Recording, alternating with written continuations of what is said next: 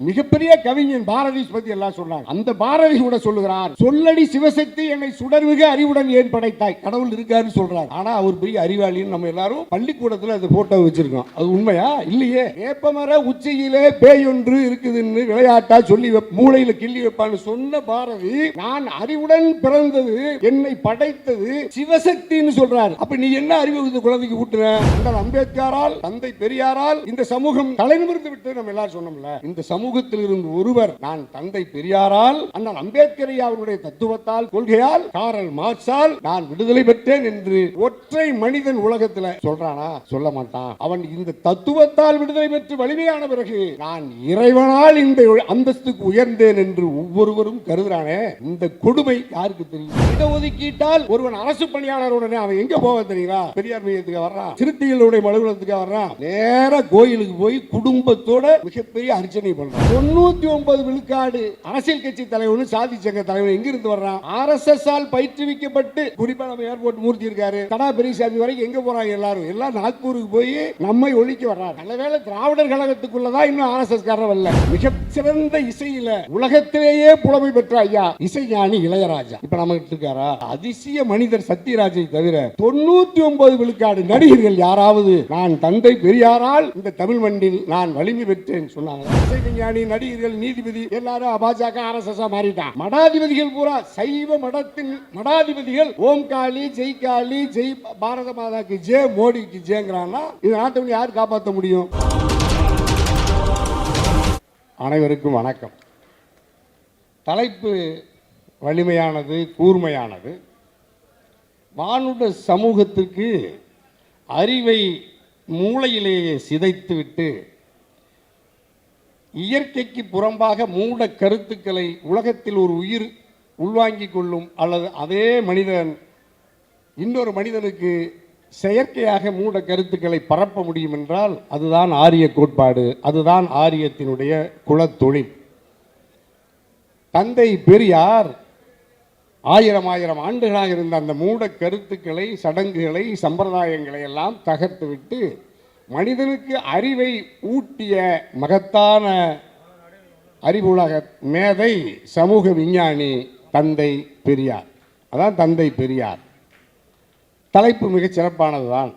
ஆனாலும் 140 கோடி மக்கள் இருக்கிற இந்தியாவில் இப்பொழுது தந்தை பெரியாரினுடைய இந்த கருத்து வலிமை பெற்றிருக்கிறதா? இல்லை, வலிமை அடையவில்லை. அது துறைதோறும் இந்த கருத்து வலிமை பெற்று மக்கள் சமூகம் அறிவு வெளிச்சத்தை பெற்றிருக்கிறதா? இல்லை. மாறாக இத்தனை ஆண்டு காலம் இல்லாத மூட கருத்துக்களை இந்த சமூகம் உள்வாங்கி அது மீண்டும் ஆதிவாசிகளைப் போல, காட்டுவாசிகளைப் போல, கற்கால மனிதனை விட ஒரு தாழ்வான நிலைக்கு இந்த சமூகம் வேகமாக தள்ளப்படுகிறது. மூட கருத்துக்களால், இறைவனின் பெயரால், சடங்குகளின் பெயரால், சம்பிரதாயத்தின் பெயரால், மதத்தின் பெயரால், இறைவனின் பெயரால் நாம் எல்லாம் மூடர்களாக இந்த சமூகம் முனை மழுங்கி ஒரு மந்தையை போல இந்த சமூகம் வழிநடத்தப்படுகிறதா? ஆம், வழிநடத்தப்படுகிறது. ஆனாலும் நம்முடைய இயக்கம் 100 ஆண்டுகள் சுயமரியாதை இயக்கம் தோற்றுவிக்கப்பட்ட காலத்திலிருந்து 100 ஆண்டுகள் கடந்த பிறகும் கூட இன்னும் நம்மால் இந்த அடிமை சங்கிலியிலிருந்து, மூட சகதியிலிருந்து மீள முடியவில்லை. ஆம், மீள முடியவில்லை. மனிதனுடைய எல்லா துன்பத்திற்கும் எது காரணம்? இறைவன், கடவுள். மனிதனுடைய எல்லா துன்பத்திற்கும், சடங்கு, சம்பிரதாயம், சாதி, எல்லா வகையான மோதல்களுக்கும் இறைவனே துன்பத்திற்கு முதற் காரணமாக இருக்கிறார். ஆகவேதான் தந்தை பெரியார் மனிதனுடைய எல்லா துன்பத்திற்கும் எது காரணமாக இருக்கிறதோ அந்த இறையை அல்லது அந்த கடவுளை அல்லது எல்லா ஆற்றலையும் வைத்துக்கொண்டு மனிதனை துன்பத்துக்கு ஆளாக்குகிற கடவுளை இல்லை என்று சொன்னார். அதுதான் இப்போ நம்ம அதை உள்வாங்கினாலே மனிதனுக்கு அச்சம் போயிடும். ஒரு பகுத்தறிவாளனாக ஒருவன் பண்பட்டு விட்டால் அவன் உள்ளத்தில் சர்வாதிகாரம் இருக்காது, பேராசை இருக்காது, சாதி உணர்வு இருக்காது, மத உணர்வு இருக்காது, மொழி உணர்வு இருக்காது. எல்லா உணர்வுகளுக்கும் மேலாக அவன் மிகச்சிறந்த மனிதனாக பரிணமிக்க வேண்டும் என்றால் அவன் முதலில் பெற வேண்டியது பகுத்தறிவு. அதுதான் தந்தை பெரியார் உலகத்தில் எல்லா கோட்பாடுகளுக்கும் அரசியல் இருக்கிறது, தலைவர்கள் இருக்கிறார்கள், தத்துவம் இருக்கிறது. உலகத்தில் ஒரு நாடு கூட பகுத்தறிவு நாடு என்று ஒன்று இல்லை. அந்த நாட்டு மக்கள் எல்லாம் பகுத்தறிவாளர்கள் என்று ஒரு நாடு உலகத்தில் இல்லவே இல்லை. நான் உலகத்திலேயே இந்த தாய் திருநாடு நம்முடைய தமிழ்நாட்டை தான் தந்தை பெரியார் பிறந்ததனால் இந்த நாடு ஒரு பகுத்தறிவு நாடாக, பகுத்தறிவு அரசால் ஆளப்படுகிற மூட கருத்துக்களோ சமயங்களால் கடவுளால் சம்பிரதாயங்களால் இந்த மக்கள் துன்பப்பட்டு துயரப்பட்டு சாதியின் பெயரால் மதத்தின் பெயரால் ஆயிரம் ஆண்டுகளாக இந்த சுமந்து வந்த எல்லா வகையான துன்பத்தில் இருந்து இவன் மீள்வான் என்று நாம் கருதினோம். ஆனால் அவன் மீளவில்லை. மீள்வதற்கு நாம் முயன்ற பொழுதும் தடுக்கப்படுகிறோம். இப்போ கூட எல்லா தலைவர்களும் சொன்னாங்க, ஒரு குறிப்பிட்ட இயக்கத்தை அல்லது ஒரு குறிப்பிட்ட அந்த இயக்கத்தின் ஒருங்கிணைப்பாளரை பற்றி வலுவையாக ஆழமாக இங்கு பேசப்பட்டது. அது ஒரு தற்காலிகமான, அது இந்த இயக்கத்தினுடைய தத்துவ தியாகத்துக்கு. இப்போ இந்த தியாக நம்ம ஐயா குளத்தூர் நம்முடைய ராமகிருஷ்ணன் ஐயா மாதிரி, நம்ம இனமான பேராசிரியர் மாதிரி களத்தில் இந்த சமூகத்தை பக்குவப்படுத்துவதற்கு தேடி தேடி அலைந்தாலும் இன்னொரு தலைவனை நம்ம பார்க்க முடியாது. குடும்பத்தை இழந்து, சொத்தை இழந்து, சுகத்தை இழந்து, சட்டமன்ற நாடாளுமன்ற உறுப்பினராக, வார்டு கிளை செயலாளராக, உறுப்பினராக கூட வர வேண்டும் என்று ஆசைப்படாமல், தான் நடத்துகிற மாநாட்டிலேயே மையத்தில் அமராமல், இதுதான் ஒரு பகுத்தறிவாளர். நீங்கள் ஒரு சாமியார் மடாதிபதி கூட இவ்வளவு அமைதியாக இருக்க முடியாது. ஆனால் முற்றும் துறந்த முனிவன், ஏன்னா அவனுக்கு புகழ் தேவைப்படுது. அவன் மையத்தில் தான் இருப்பான். அவன் உயர்ந்த சிம்மாசனத்தில் அமர வேண்டும் என்று ஆசைப்படுவான். அடிகள் எவ்வளவு பெரிய மகான்கள், பெரிய துறவிகள் கூட, மடாதிபதிகள்லாம். ஆனால் ஒரு பகுத்தறிவாளனால தான் அப்படி இயல்பாக இருக்க முடியும், ஆரோக்கியமாக இருக்கும். இறைவனை நம்புகிறவர்கள் அதிக நாட்கள் வாழ்ந்ததாக வரலாறு கிடையாது. சடங்குகள் சம்பிரதாயத்தின்படி வாழ்ந்தவர்கள் அதிக நாள் உயிர் வாழ்ந்ததில்லை. தந்தை பெரியாரும் முத்தமிழறிஞர் கலைஞரும் கடவுள் இல்லை என்று மனப்பூர்வமாக நம்பினதனால் 100 ஆண்டுகள் வாழ்ந்தார்கள். தான் வாழுகிற காலத்தை முழுக்க மனித குலத்திற்காக தன் முழு ஆற்றலையும் பயன்படுத்தினார். அவர் சொத்து சேர்க்கவில்லை. எல்லாரும் சொத்து சேர்த்ததா சொல்லுவாங்க. அவர்கள் சொத்து சேர்க்கவில்லை. அறிவை விதைத்து மனித சமூகத்திற்கு வழிகாட்டியாக இருந்த மகத்தான மனிதர்கள் நீண்ட காலம் வாழ்ந்தார்.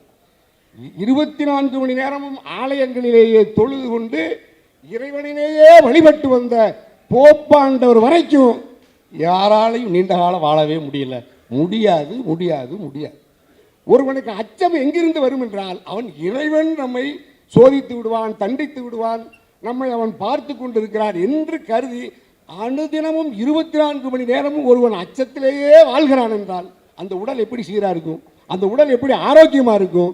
அவனிடத்தில் எங்கிருந்து அறிவு சுரக்கும்? சுரக்கவே சுரக்காது.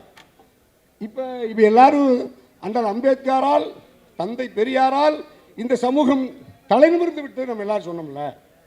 இந்த சமூகம் தலை நிமிர்ந்தது. நாம் எல்லாரும் வறுமையிலிருந்து, அறியாமையிலிருந்து மீண்டுட்டோம். இந்த அறியாமையிலிருந்து, வறுமையிலிருந்து மீண்ட இந்த சமூகத்தில் இருந்து ஒருவர், நான் தந்தை பெரியாரால், திராவிடர் கழகத்தால், சுயமரியாதை இயக்கத்தால், திராவிட மாடல் அரசால், தத்துவத்தால், கொள்கையால், அண்ணல் அம்பேத்கர் அவருடைய தத்துவத்தால், கொள்கையால், ஐயா பாட்டாளி வர்க்கத்தின் விடுதலைக்காக, உலக பாட்டாளிகளின் விடுதலைக்கு தத்துவத்தை தந்த காரல் மார்க்ஸால் நான் விடுதலை பெற்றேன் என்று ஒற்றை மனிதன் உலகத்தில் சொல்றானா? சொல்ல மாட்டான். அவன் இந்த தத்துவத்தால் விடுதலை பெற்று வலிமையான பிறகு நான் இறைவனால் இந்த அந்தஸ்துக்கு உயர்ந்தேன் என்று ஒவ்வொருவரும் கருதுறானே, இந்த கொடுமை யாருக்கு தெரியும்? நம்ம எல்லாத்துக்கும் தெரியும். தமிழ்நாட்டில் மிகச்சிறந்த இசையில் உலகத்திலேயே புலமை பெற்ற ஐயா இசைஞானி இளையராஜா இப்போ நம்மகிட்ட இருக்காரா? பாட்டாளி தளத்தில், பொது உடைமை தளத்தில் பாடல்களை இசைத்து நாடி நரம்புகளெல்லாம் மனிதனுக்கு சுயமரியாதை இயக்கத்தையும் வர்க்க விடுதலைக்காக களத்தில் பாடியவர்கள் மிகப்பெரிய புகழும் செல்வமும் வந்த பிறகு மோடியின், நாக்பூரினுடைய படங்களை வைத்துக்கொண்டு நம்மையே கடுமையாக தாக்குகிற சூழல் எத்தனை கொடுமை! ஒட்டுமொத்த திரையுலகத்தில் இருக்கிற நடிகர்களும் ஒரே ஒரு அதிசய மனிதர் சத்யராஜை தவிர 99 விழுக்காடு நடிகர்கள் யாராவது நான் தந்தை பெரியாரால் இந்த தமிழ் மண்ணில் நான் வலிமை பெற்றேன் சொன்னாங்களா? மிகப்பெரிய கவிஞன் பாரதி பத்தி எல்லாம் சொன்னாங்க. அந்த பாரதி கூட சொல்லுகிறார், சொல்லடி சிவசக்தி என்னை சுடர்மிகு அறிவுடன் ஏன் படைத்தாய். கடவுள் இருக்காருன்னு சொல்றாரு. ஆனா அவர் பெரிய அறிவாளின்னு நம்ம எல்லாரும் பள்ளிக்கூடத்தில் அந்த போட்டோ வச்சிருக்கோம். அது உண்மையா? இல்லையே. பிழையான மூட கருத்தை வேப்பமர உச்சியிலே பேய் ஒன்று இருக்குதுன்னு விளையாட்டா சொல்லி மூளையில கிள்ளி வைப்பான்னு சொன்ன பாரதி, நான் அறிவுடன் பிறந்தது, என்னை படைத்தது சிவசக்தின்னு சொல்றாரு. அப்ப நீ என்ன அறிவு இந்த குழந்தைக்கு ஊட்டுற பாரதி? அப்போ பாரதி கூட அடிப்படையில் குழந்தைகளுக்கு மூட கருத்துக்களை சொல்றார். இந்த எல்லா துறையிலும் நீதிபதி இருக்காரு, சட்டமன்ற நாடாளுமன்ற உறுப்பினர் இருக்காங்க, முதலமைச்சர், பிரதமர், ஜனாதிபதி. யாராவது நான் இந்த தளத்தில் தந்தை பெரியாரால் பகுத்தறிவு கருத்துக்களால் நான் வலிமை பெற்றேன், ஒரு ஐஏஎஸ் ஒரு ஐபிஎஸ் 99 விழுக்காடு எல்லா துறையிலும் வலிமை பெற்று ஒருவன் புகழ் வந்த பிறகு, ஒருவனுக்கு செல்லம் வந்த பிறகு, அவன் இறைவனால் நான் கோயிலுக்கு போய் நேர்த்தி கடன் செலுத்தினால, வேண்டிக் கொண்டதுனால இந்த உயரத்துக்கு வந்தேன்னு சொல்றாங்கல்ல, இதை விட அவமானம் இந்த உழைப்பு நம்ம யார் எப்படி சரிப்படுத்துவீங்க? இப்போ நம்ம குழந்தைகள்லாம் ஐஏஎஸ் ஐபிஎஸ் படிக்கிறாங்க. ஒரு சாதாரண ஒரு விஏஓ, கிராம நிர்வாக அலுவலர், அரசு ஒரு பணியாளர் எடுத்த உடனே நம்ம ரிசர்வேஷனில் தான் எல்லோரும் வந்திருக்கோம்.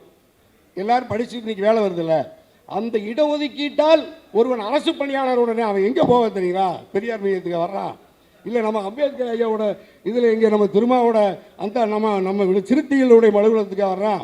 நேராக கோயிலுக்கு போய் குடும்பத்தோட மிகப்பெரிய அர்ச்சனை பண்ணுறான். அது இறைவனால் கிடைச்சதுன்னு சொல்கிறாங்களே, அது எதுக்கு நம்ம எல்லாம் அலுவலகம் வச்சுருக்கணுங்கிற நான். எதுக்கு இந்த இந்த இந்த கூட்டம், எத்தனை பொதுக்கூட்டம் போட்டுருப்போம்? நம்ம நாடு வளர்ந்துருக்கா? சட்டமன்ற தமிழ்நாட்டில் இருக்கிற சட்டமன்றத்தில் 234 எம்எல்ஏக்களில் ஒரே ஒரு எம்எல்ஏ பகுத்தறிவாளர்னு நீங்கள் அடையாளம் காட்ட முடியுமா? மிகப்பெரிய நீங்கள் மடாதிபதிகளை விட மோசமாக உடம்பெல்லாம் 1 கிலோ 2 கிலோ தாயத்து கயிறு இந்த சட்டமன்றத்தை தமிழ்நாட்டை ஆளுது. ஆனாலும் தமிழ்நாட்டை வடிவமைத்தவர் நம்ம தந்தை பெரியார். இது எவ்வளோ பெரிய அவமானம்! இதை விட கொடுமை உலகத்தில் எங்கேயாவது இருக்கா? ஐயோ, இதையெல்லாம் தடுத்து நம்ம ஏதாவது மாற்றணும். நம்ம மாற்றலைன்னா நம்ம வேற யார் இந்த சமூகத்தை இப்போ இன்னைக்கு கூட மோடி வந்துட்டு போகிறாரு. தமிழ்நாட்டில் ஜனநாயகம் இப்போ நம்ம இந்த சமூக விடுதலை விடுங்க, அரசியல் விடுதலை முடக்கப்பட்டு 1000 ஆண்டுகளாக நம்ம யார் அடிமையாக வைத்திருந்தானோ அவனுடைய கரங்களிலே தான் இந்த தேசம் சிக்குண்டு அடிமை சங்கிலி ஒவ்வொரு மனிதனிலும் பிணைக்கப்பட்டு நாம் மீண்டும் அடிமையாக போகிற அபாயம், அச்சுறுத்தல் இருக்கு. அந்த அச்சுறுத்தலில் இருந்து நாம் மீள்வதற்கு இந்தியாவிலேயே சிறுத்தைகளைப் போல இயக்கங்களும் தலைவர்களும் தோன்ற வேண்டும். இப்போ எல்லா சாதி தலைவர் இருக்கான்ல, இப்போ நான் உங்களுக்கு இசை விஞ்ஞானி, நடிகர்கள், நீதிபதி எல்லாரும் பாஜக ஆர்எஸ்எஸ் மாறிட்டான். மடாதிபதிகள் பூரா சைவ மடத்தின் மடாதிபதிகள் ஓம் காளி, ஜெய் காளி, ஜெய் பாரத மாதாக்கு ஜே, மோடிக்கு ஜேங்கிறான்னா இது நாட்டை யார் காப்பாற்ற முடியும்? இல்லை சாதி தலைவர் சொல்கிறாங்கல்ல, 99 விழுக்காடு அரசியல் கட்சி தலைவனு சாதி சங்க தலைவர் எங்கிருந்து வர்றான்? ஆர்எஸ்எஸ்ஸால் பயிற்றுவிக்கப்பட்டு இப்போ நமக்கு சாதி தலைவராக வர்றாங்கல்ல. குறிப்பாக நம்ம ஏர்போர்ட் மூர்த்தி இருக்காரு, தடா பெரியசாமி வரைக்கும் எங்கே போகிறாங்க? எல்லாம் நாக்பூருக்கு போய் நம்மை ஒழிக்க வர்றாரு. ஆகவே இன்று நல்ல வேளை திராவிடர் கழகத்துக்குள்ளே தான் இன்னும் ஆர்எஸ்எஸ் காரர் வரல, வேறு எல்லா இடத்துலையும் ஊடுருவிட்டேன். அப்படியெல்லாம் இந்த ஆரிய அடிவரடிகளுக்கும் நம்முடைய தந்தை பெரியாரினுடைய இந்த கருத்துக்களின் மூலமாக தொடர்ந்து களத்தில் கூர்மையாக களத்தில் நின்று போராடுகிற தந்தை பெரியார் திராவிடர் கழகத்தினுடைய மாநாடு நான் அறிந்த வகையில் தமிழ்நாட்டில் சமீப காலத்தில் தலைநகர் சென்னையில் 1000க்கும் மேற்பட்டவர்கள் அரங்கம் நிறைந்து, மதியத்திலிருந்து இப்பொழுது இரவு வரை ஒரு அரங்கம் நிறைந்து இவ்வளவு எழுச்சியோடு இந்த கருத்துக்களை, தத்துவத்தை தாங்கி நின்று ஒரு மாநாடு நடைபெறுகிறது என்றால் அது தந்தை பெரியார் திராவிடர் நடத்துகிற இந்த மாநாடு தான். ஆகவே இந்த மாநாடு பட்டி தொட்டி எல்லாம் பரப்பப்பட்டு நம்முடைய குடும்பங்களுக்குள்ளேயே இந்த கருத்துக்களை ஊடுருவ செய்து தாய் தமிழ் மண்ணை அடிமை நிலையிலிருந்து, மூட சடங்கு சம்பிரதாயங்களிலிருந்து மீட்டு சாதியும் மதமும் இல்லாத பகுத்தறிவு மண்ணாக இந்த மண்ணை மாற்றுவதற்கு என் ஆருயிர் உறவுகளை உறுதியேற்போம். வாழ்க தந்தை பெரியாரின் பகுத்தறிவு கருத்துக்கள். நன்றி, வணக்கம்.